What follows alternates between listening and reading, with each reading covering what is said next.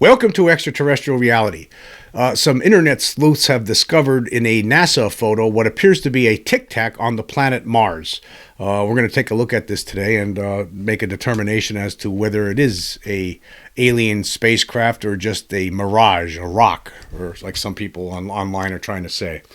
Anyway, here was an article in the U.S. Sun. It says here, Tic Tac, whoa! Mysterious, perfectly smooth Tic Tac UFO spotted on Mars in NASA photos, sending alien hunters into frenzy online.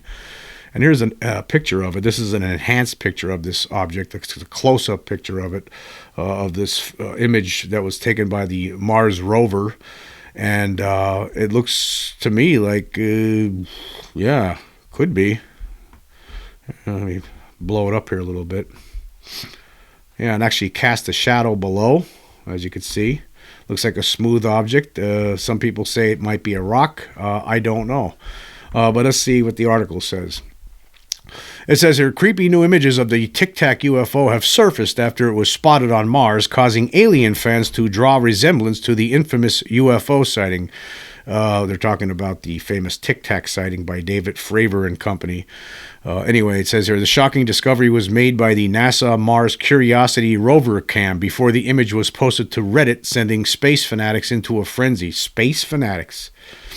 So we're all kinds of things these days, folks, according to the press. We're people who believe that we're not alone in this universe and that there's an alien presence here on this planet here with us. We're also known as space fanatics, according to people in the mainstream news. Anyway, the article continues. It says, the user said, a Tic Tac has been spotted on Mars by the NASA Mars Curiosity Rover mast cam on Sol 2692 3 March 2020. So the picture apparently was taken in 2020.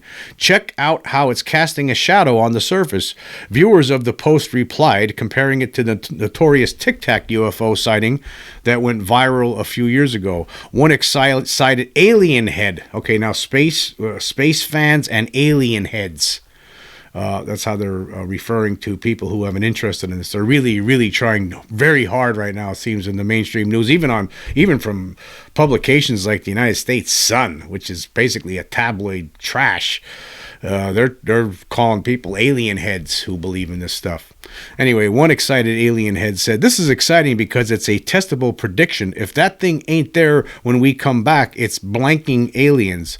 If it is there, we either get high-res images of an alien craft or the weirdest rock formation in the solar system. Someone tell NASA to get back out there. Other fans doubted the existence of a UFO sitting on Mars in this image. One user said, I'm a believer, but this ain't it. Just a smooth rock. If it were a Tic Tac UFO, it would be tiniest. And why is it there? The images showed a perfectly smooth Tic Tac-shaped object, which, due to the shading on the photo, appears to be floating above the surface of Mars. Its color appears to be a pale white shade, and the user uploaded an AI-improved version of the image to provide greater detail. This caused rampant speculation that this object may be a UFO floating midair, potentially parked on the planet or exploring it too. It comes after decades of growing UFO speculation, which came to a head in 2023 when the issue was discussed during congressional hearings from ex-military personnel. And then it goes on, it talks about what whistleblower David Grush, gives us a recap of all of that stuff, talks about David Fravor, who witnessed the Tic Tac UFO back in 2004. Basically, I'll leave the link so you can check out the article for yourself. But there was somebody on Reddit who looked at this image. This is a user, One Hedgeman, and he compared two different images of the same area that were taken like hours apart. And this object never moved, apparently, according to this guy here. He says, and he has different. You could check. I'll leave the link for this Reddit post so you can check it out for yourself. This Reddit thread. The elapsed time between the two images, according to this guy, is almost a full day. It is important to note the left picture was taken 3 hours later during the day and shows that the sun has moved.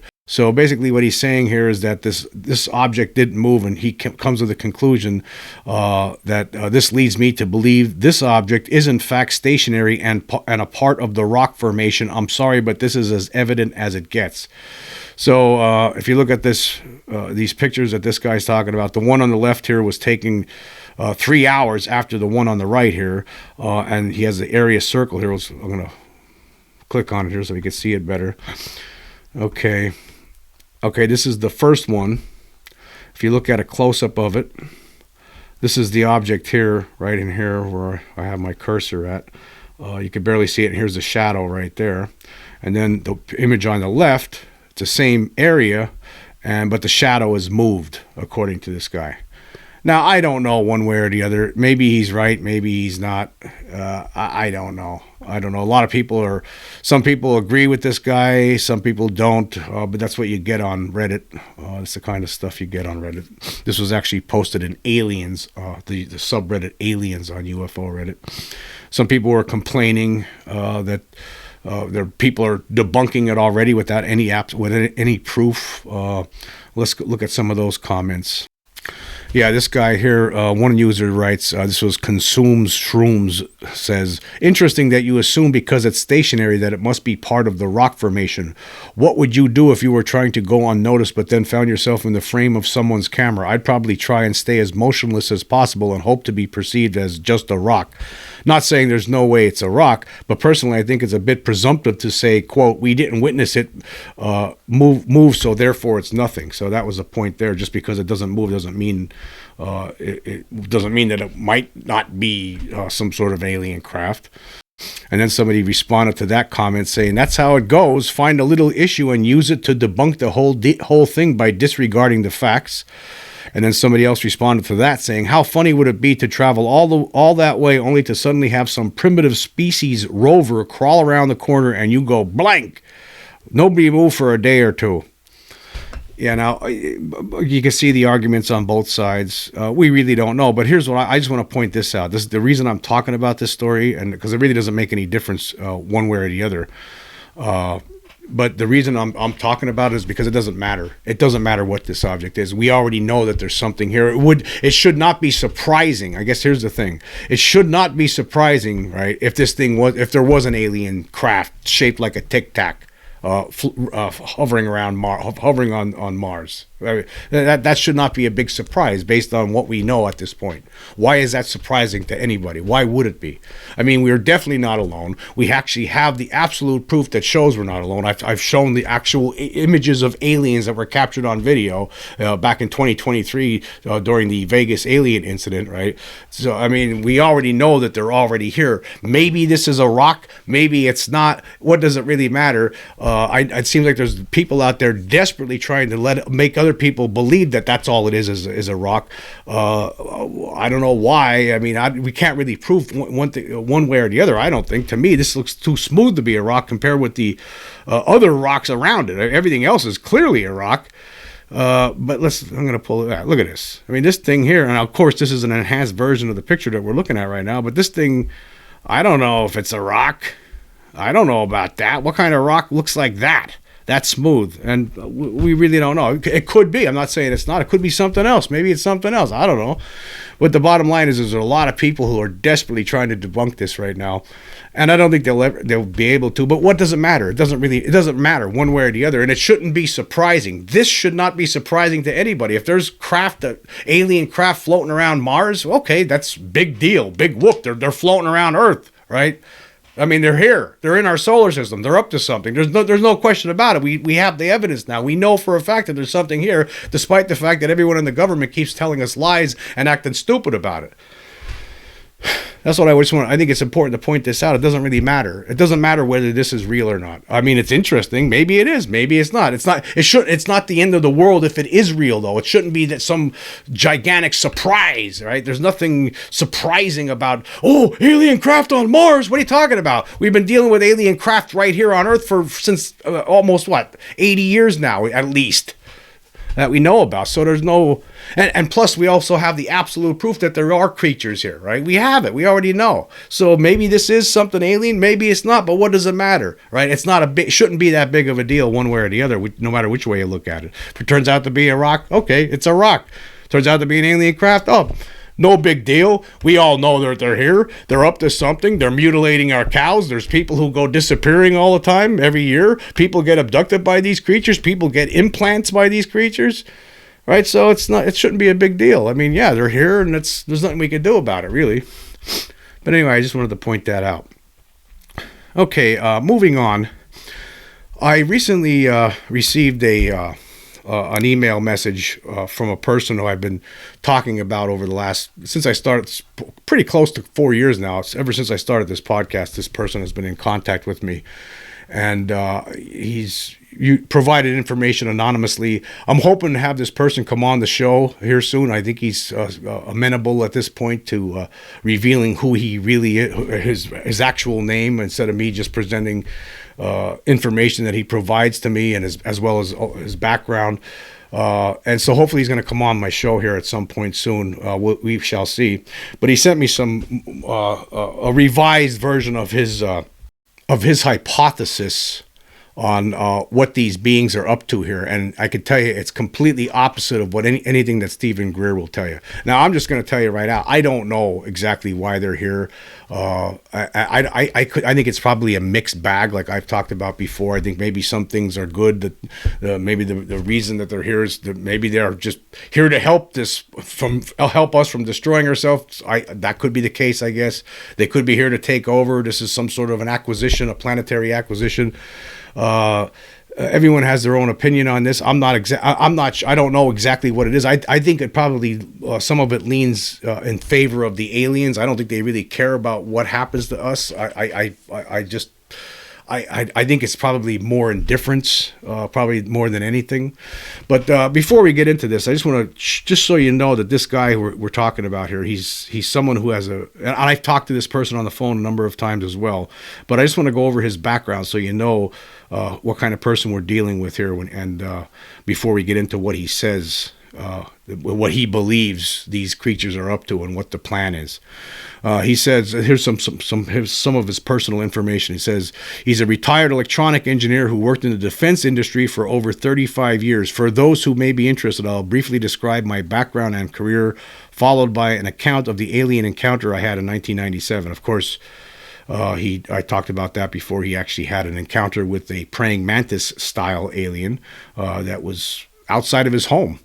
We'll get into that a little bit later. But anyway, he writes, I learned basic electronics and became a ham amateur radio operator in 1965 at age 12. It was pretty high tech at the time. I graduated high school in 1972 with the highest SAT scores in my class, a National Merit Letter of Commendation, and several prestigious scholarships. I went on to receive a bachelor's in physics in 1976 and a master's in electronic engineering in 1978. In 1980, I moved to Tucson for the mild winters and low cost of living. Once there, I became involved with the design and fabrication of military electronic equipment. After 15 years of working at major contractors, gaining experience and making contacts in the field, I was able to form an independent Department of Defense certified engineering firm. For the next 22 years, I had the pleasure of meeting some very interesting people and working on some very interesting projects. And then he has a list of some of his noteworthy designs. He designed a UHF communications amplifier in the space shuttle for NASA, a cryogenically supercooled ultra-low noise receiver for the National Radio Astronomy Organization, a super low frequency receiver used in submarines for the United States Navy, the telemetry system in the Clementine 2 space probe, for the Ballistic Missile Defense Organization, the control circuitry of the airborne pulse laser cannon in the B-2 bomber for the Air Force, numerous satellite GPS transceivers for the Navy and the National Reconnaissance Office, and autonomous motor control circuitry used in robotics for DARPA. He retired in 2016 and now lives in the high country of northern Arizona. These days, he enjoys mostly photography, music, and Formula One racing. And oh yes, he's still an amateur radio operator. And then he talks about his experience here. Now, I know I've talked about his experience before, but we'll go over it again for the new people who haven't heard about this one. So I always love interesting encounter stories, you know. It was in March of 1997 when he was living in a rural area about 20 miles southwest of Tucson, Arizona. Late one night, he was wakened by a scraping sound on my bedroom window and had this bizarre feeling that whatever was trying to get in was driven by some sort of intense primordial hunger. As disturbing as the feeling was, I dismissed it for the moment, grabbed a shotgun, ran to the window, and switched on the outdoor floodlights. I then saw a large humanoid creature unlike anything I knew to exist on this planet. It was apparently a tall gray. It stood about 7 feet in height with a relatively short, thin torso, a large head, and extremely long legs and arms with 3 long fingers on each hand. I talked about this before with him. The creature that I encountered was a short creature back in the 1977, and it had only 3 digits on its hand. It was heading away from the house, so I only saw it from the back, but the way it moved was incredible. The legs took long strides, loping along, while the arms just hung limply at its sides without swinging. Consequently, the upper body and head remained perfectly upright, seeming to just glide smoothly along. When it reached the fence, which was about 4 feet in height, it passed right over it without breaking stride, much like a hurdle jumper in the Olympics. It occurred to me that no human being could have made a jump that high, and I wondered in amazement if this thing could possibly be extraterrestrial, but what happened next removed all doubt. It ran down the hill and into a clearing about 200 yards away, at which point a craft of some sort rose up and traveled slowly and silently to the south. I couldn't make out the exact shape, but the bottom was radiating a yellow-orange glow. Just a few seconds later, 2 Air Force A-10s appeared from the west, extremely low, and vectored sharply north directly over my position. I've never seen A-10s flying that low, especially in the middle of the night. I now suspect that the creature had some way of knowing those A-10s were approaching, and that caused it to leave the area immediately. Those A-10s may have actually saved my life.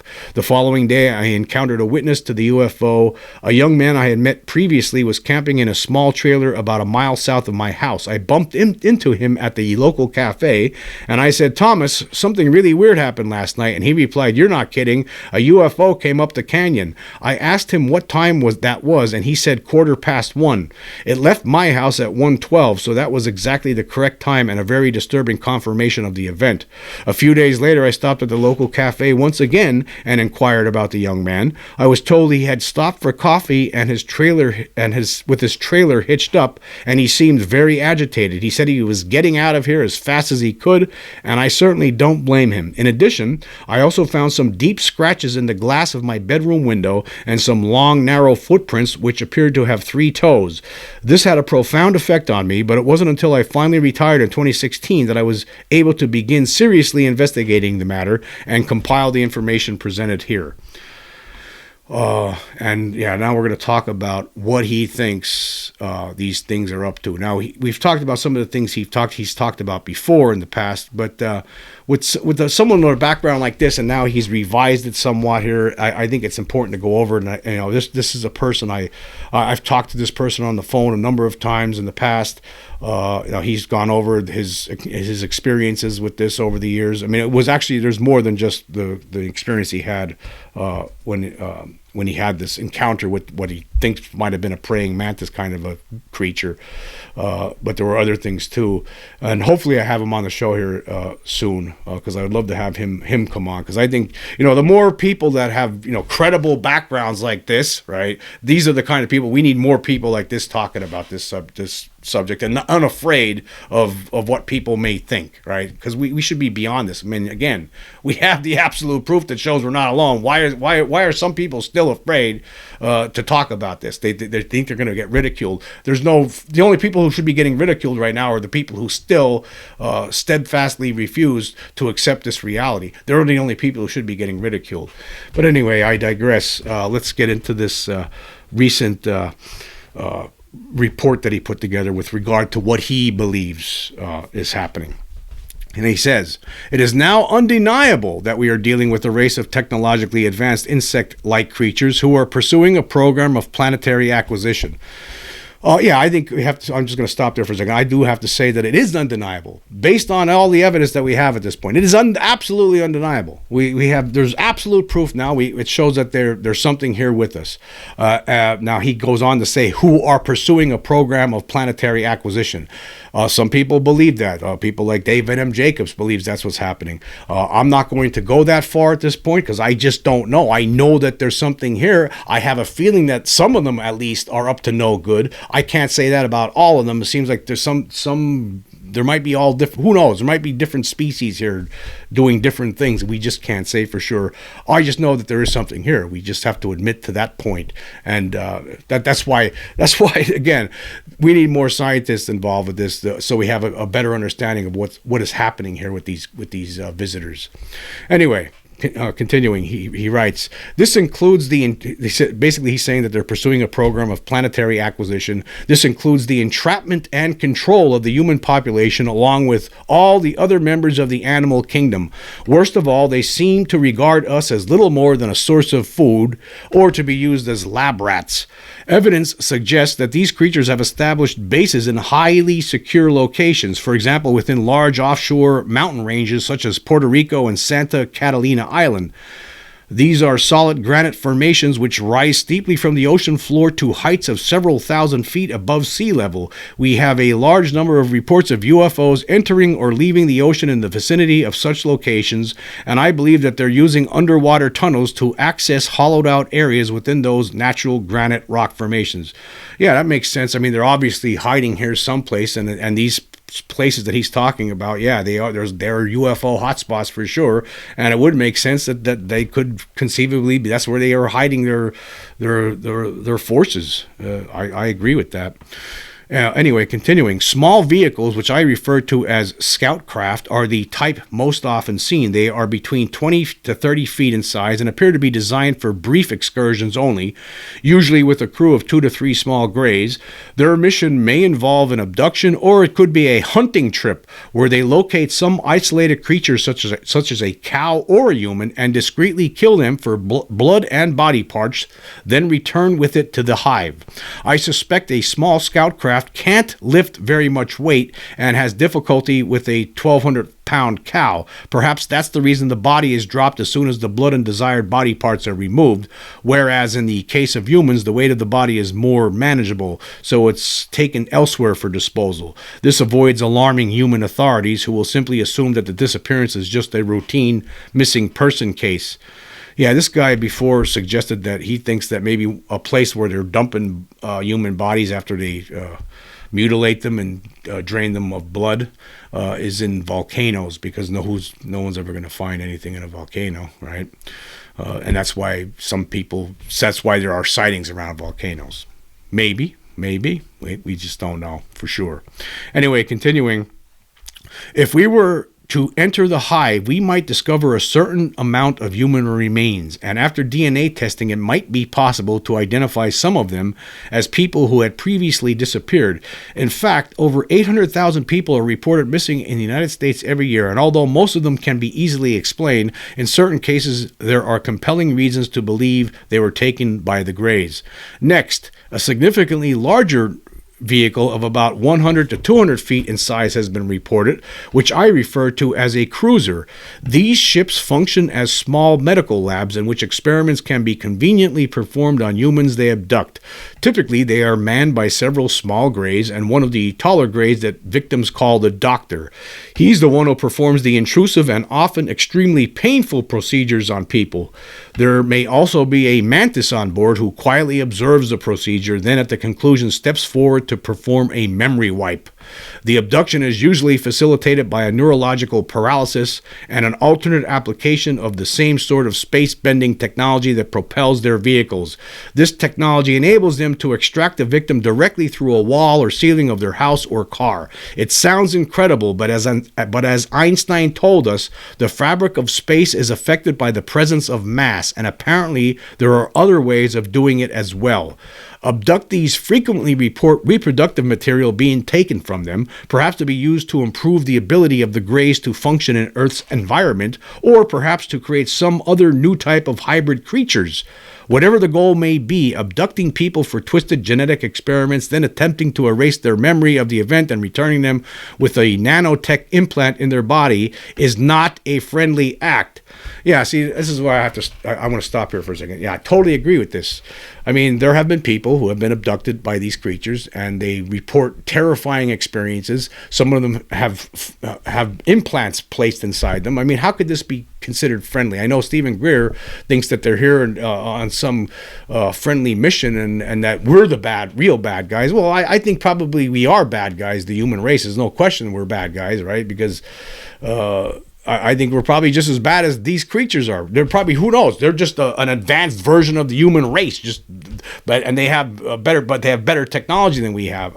To me, right? I just can't imagine this being a good thing. Sneaking in people's houses or whatever, wherever, causing them to forget about this, about their experiences, this inducing amnesia, temporary amnesia that prevents them from remembering anything. I mean, come on, how could that possibly be a good thing? According to Stephen Greer, it's the government that's responsible for all those things, not these aliens. Oh no. So see, I can't buy that. Now, do I completely buy this? I definitely buy some of it, because this is what a lot of people have talked about. I mean, you read all of the abduction literature, you're going to find case upon case upon case of people being terrified of what's going to happen next. And they're trying to get help. They're trying to get it to stop, and then they realize there's nothing they can do about it. It's not right. It cannot be fair. It's definitely not. This is definitely something that I would view as wrong. And I don't care what Stephen Greer or his followers or his cult following believe. I don't care what they say. I don't care what they think. Anyway, continuing. Finally, the largest type of vehicle occasionally seen is what I call a mothership. These are reported to be 1,000 feet in size or more.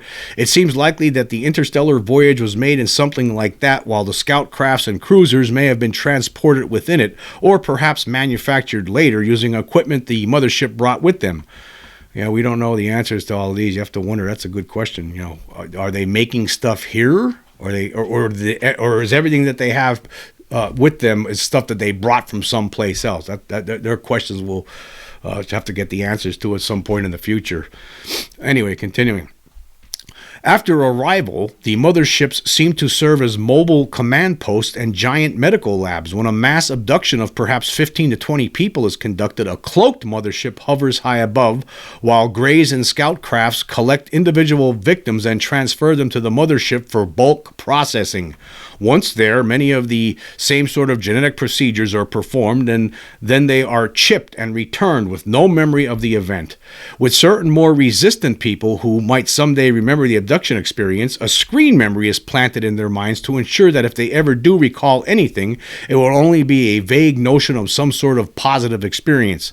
Still, other people have been neurologically altered or duped into becoming an active shill for the aliens, and they go around proclaiming that they had a pleasant encounter with them and that they mean us no harm, etc. These insectoid creatures rely heavily on deception and have developed many sophisticated techniques for manipulating and controlling their victims. Perhaps the most well-documented example of a program which was obviously intended to modify human behavior occurred at the Aerial School in Zimbabwe in 1994.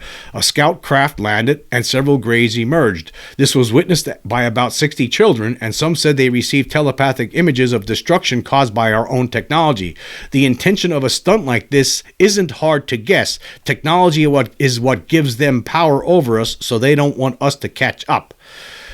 So basically, he thinks that the Aerial School incident had an ulterior motive. It was to tell us that, because they're basically warning us, hey, stop with this technology, or you're going to get yourself in trouble. They weren't here to warn us about how we might hurt ourselves. They're telling us how we're going to hurt you. That's what basically he's saying. If you don't watch out what you're doing with this technology, we're going to hurt you. That's what this guy thinks. Anyway, continuing. He says the aerial school incident wasn't unique. It's simply the best example of a program that began over 30 years earlier. We've had dozens of credible reports since the 1960s of similar landings by the Greys at schools in various countries around the world where a large number of young children were present. Although these encounters had a profound effect on the lives of the children, they must have eventually proven impractical due to the size and rapid growth of Earth's population.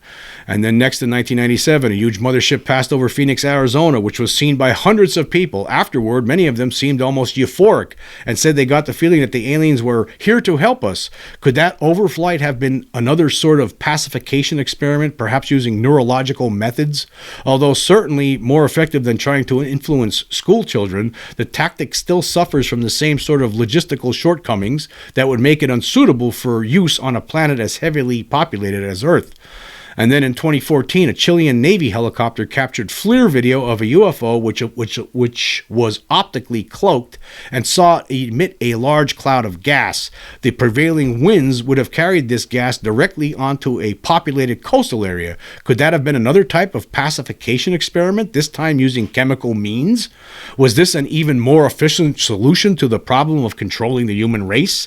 Indeed, methods such as this could enable these creatures to subjugate the entire planet without firing a shot. Naturally, efforts to develop countermeasures must have the highest possible priority for the military. Unfortunately, I don't think we've learned much by examining recovered UFOs. I've never seen anything in the possession of the military that was obviously derived from any sort of alien technology. While I'm sure that such efforts are ongoing, unsubstantiated rumors about it only serve to cause confusion and distract us from the far more important issue of who these aliens are and what they're doing here. Now, this is another point when I stop there. This is another point where I agree with this guy, because I don't think that they've learned anything via their reverse engineering methods. I mean, I think we're just so far behind technologically that it would take, who knows, tens of thousands of years probably to catch up to where these creatures are. We just don't know. That doesn't make me right, and it doesn't make him right either. I mean, we could be wrong about this. This is all pure speculation. I just want to point that out as well. Anyway, continuing. It says here, it seems clear the Greys are not the main threat. They have difficulty dealing with complex situations and are certainly not very skillful pilots. Operator error is probably the cause of most UFO crashes, and if they fail to return from a mission, no search and rescue operation occurs. They are more or less expendable workers, existing only to perform the mundane or risky tasks, while the mantis-like creatures remain safely within the hive. As to establishing any sort of communication with these beings, the military has probably already tried, but apparently without success. The creatures seem to single-mindedly adhere to their own agenda, much as we might expect from an insectoid culture with its typical hive mentality. In the meantime, their despicable behavior and sadistic mistreatment of human beings makes their attitude toward us quite clear. We are helpless captives who can be victimized in whatever way they choose, and therefore they have no need for direct formal contact. Again, this is something I was just talking about in my show the other day. I totally agree with that that thought there, because there's no point. Why would they have any reason at all whatsoever to try to contact us? Right? Why would they put themselves in that position? I don't see what the point would be. It doesn't make any sense. I mean, for one thing, we're just violent animals, and we can't be trusted. I mean, so why would they do that? I mean, whatever, they're here for some reason, but they don't need to sit down and bargain with us over anything, right? That's, to me, that doesn't make any sense. That's why I have trouble believing these so-called meetings between Eisenhower and aliens. I just don't believe it. I've never seen any sort of evidence that shows definitively that that's something that really happened. I'm sure that some people would like it to happen. Probably there are people in the government who wish that could happen, but I just don't believe it until they need to. If it really did happen, that's going to take something. The government's going to have to try to prove that to people like me. I mean, I know that they're covering this phenomenon up. I know that they're recovering UFOs that crash, and I know they're trying to reverse engineer them. I know that they've been covering up things like the Roswell crash for almost 80 years now. I know that, right? But I don't believe that they've sat down with these creatures and bargained with them and had discussions with them and try to be diplomatic with them. I just don't believe that. I mean, there would be no reason for these creatures to do that whatsoever. they're here to do something, but I don't think whatever that is has nothing to do with sitting down with our world leaders and making deals. For what purpose? They wouldn't need to make any deals. It makes absolutely no sense when you really think about it. Anyway, continuing. That being said, we must not be deceived by clever propaganda stunts like the aerial school landing or statements made by any neurologically altered human dupes who attempt to conceal the true nature of these creatures, nor should we be fooled by reports of tall Nordics or any other attractive-looking aliens. Children have even stated that Santa Claus came and took them away during the night. All these manifestations are far more likely to be a bad guy in disguise than another species of aliens from a completely different solar system or Santa Claus. Now, again, like he's saying that whole aerial school business was because the aliens were trying to trick us. You know, that's what his feeling is. Now, do I agree with that? I have no idea what was going on with the aerial school incident. I believe it happened. What the aliens what the reasoning behind it, from the aliens' point of view, I don't have no idea what that is, but that's what he says. He thinks it could be a clever propaganda stunt. And finally here he says, there is a possibility that these creatures may have informed their home base about finding favorable conditions on Earth, and therefore a much greater number of them could soon arrive, eager to make whatever use of this planet they wish. Consider the fate of Native Americans after Columbus arrived. Now, let me just stop here. Now, this is something that people like Jeremy Corbell was recently talking about. He doesn't want to hear this. Like, there's some people out there in the UFO community who believe that we're going to be told at some point in the future that there's beings coming here after us. They're coming from someplace else, but it's going to be a lie. Now, I don't know how Jeremy Corbell knows that would be a lie, and I don't know how this guy here knows that. I think he's just hypothesizing. I don't think he knows for a fact.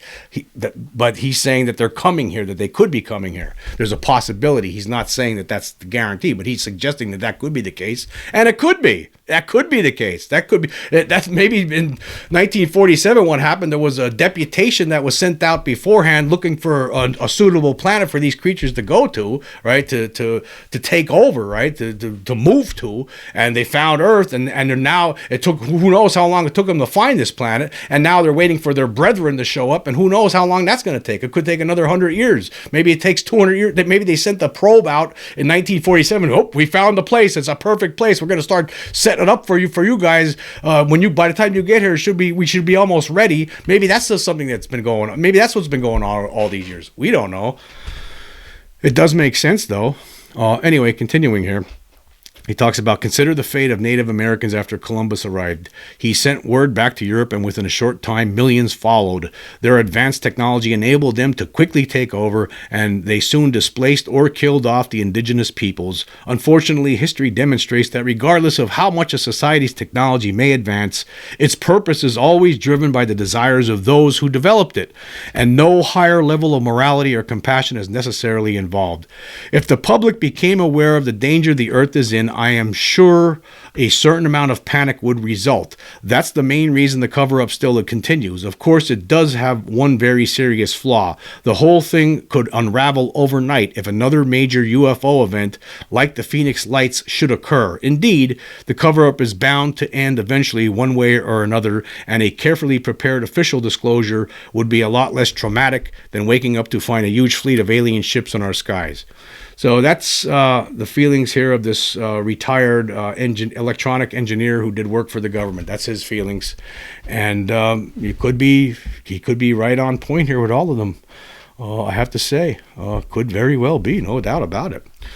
And I just want to also point out that in the email that he sent to me, he said he was talking about Stephen Greer, because I just did that episode about Stephen Greer, and he believes that regarding Greer, his theory is that after being abducted, Greer was given a brainwash job and became an active shill for the aliens. I believe the real reason he takes people out in the desert is to present willing victims to the aliens, each of whom is then given a similar brainwash job.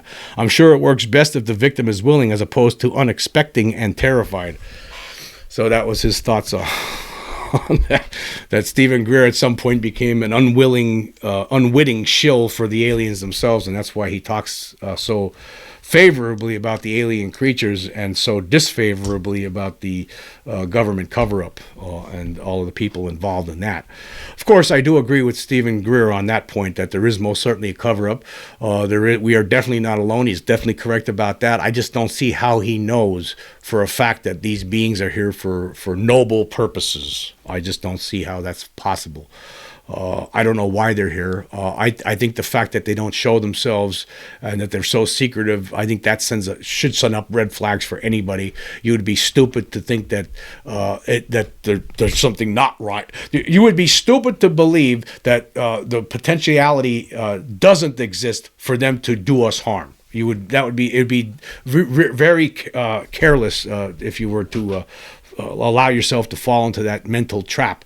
I believe that they are here, at least some of them are here, and they're up to no good. They're here for their own purposes, and it doesn't matter what happens to us, I believe. That doesn't make me right, and that's how some other people believe. That's what some other people believe as well. But I just thought it would be nice to share this today, because and hopefully we're going to get this guy to come on the show soon. I'd love to have him on. I'm sure he would be a great guest.